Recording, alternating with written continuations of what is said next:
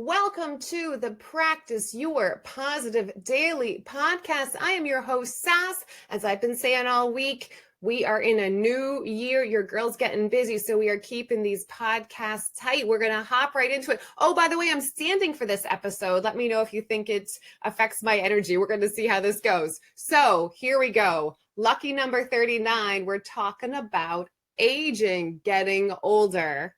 We've all heard the jokes. If you haven't heard them, you're the one telling them.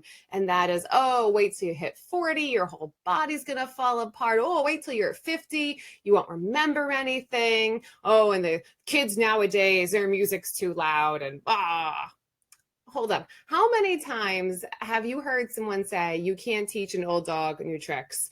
But newsflash, with fitness and nutrition and biohacking and Botox, this new dog is getting younger every day. I feel like I'm aging reverse. I'm practically Benjamin Button at this point, all because I'm practicing my positive. Just because the calendar says you are getting older, I'm getting older, it doesn't mean that we have to shut down or we have to close the book on personal growth. Who said it's time to stop evolving?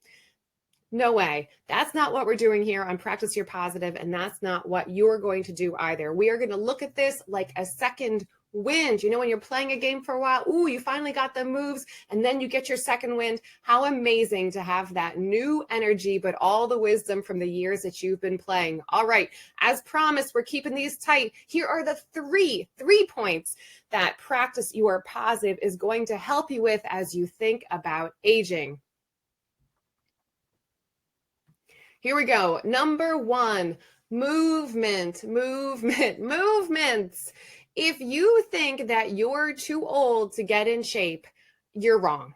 I'm sorry, you're just wrong. Somebody had to tell you. If you have bad knees, bad hip, there is something that you can do. Don't put more limits on yourself that are already there. There are 70-year-old power lifters squatting more weight than the 30-year-olds I see at the gym, right? It doesn't have to define you. It's a contributing factor, not a defining factor. If you are sitting on the couch thinking you are too old, if you start moving, your body will stay in motion, right? That whole idea of what starts in motion stays in motion.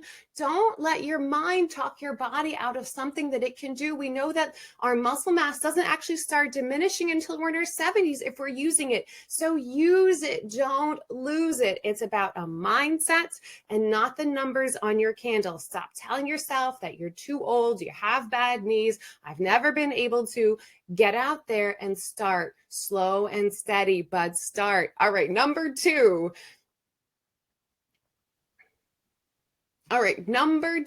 stay flexible in your mind. Don't get stuck in old patterns, right? Don't be that person. Even just because you don't get it doesn't mean you have to knock it. If you are closed off and stuck in the past, getting older feels like a trap.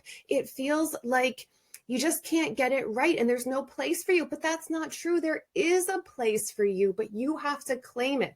When you practice your positive, you embrace the change in the world and embrace the change in yourself. You can stay open to the new things. You know that you can do different, and you can do different any day of the week, any minute of the day. You can do different. Your business, your dating life, your friendships, all of those things are growing and evolving. None of them are actually over, like until we're dead. And honestly, I think the journey continues after we're dead. So it's never really over. It's the journey. It's not the destination, right?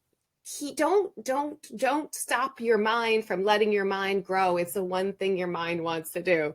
Okay, number three, connection. Connection is key. Isolating in old age, we know that's not good for us. We know there are worse outcomes. Don't age into isolation, especially if you're not moving your body and going out and walking. And oh, by the way, you're being critical in your mind, right? Don't move your mind, don't move your body. Hey, guess what? You're not going to be able to meet other people and get along in such a way that it supports your later life. That is the real secret of aging gracefully. It's not just about your mind and your body. It's about the relationships that you nurture. There's a million tools out there, but it's not the tools that you need. It's the knowledge and the admission to yourself that you need to get more connected and you're afraid of being alone in your old age. Don't be afraid. Make friends, whether it's chatting with the cashier or your friends, or even deepening your relationship with a long-term spouse. Keeping strong ties, practicing your positive, you will build a network of people and support and camaraderie that makes aging feel kind of like a game, right? We're leveling up and we're not slowing down. All right, positive of the day, the POD. It is a little scary. It is pick one of the areas to focus on today. So we talked about moving your body, opening your mind, or connecting with folks. Pick one of those areas and write down kind of what scares you about it. And then start one action that will turn the tide against that. So if you're worried about getting old and losing your movement, start, add a walk, start lifting, find a friend to play a sport with. If you're worried about, your mind closing down, you get the picture, right? Write down what you're worried about and then start an action that fights that. You'll feel more empowered because you're acknowledging the fear in your mind and you're doing something about it. It's amazing. Practice your positive. All right. Aging doesn't have to be a downward spiral, team. We're not doing that. It is about a time where you can rewrite your story. You can get that second wind with a flexible mind, a flexible body, and relationships. You will rewrite your story. You're not getting older. You're getting better. Right? You're getting better if you choose to it. I'm not about the midlife crisis. It's a midlife glow up for you.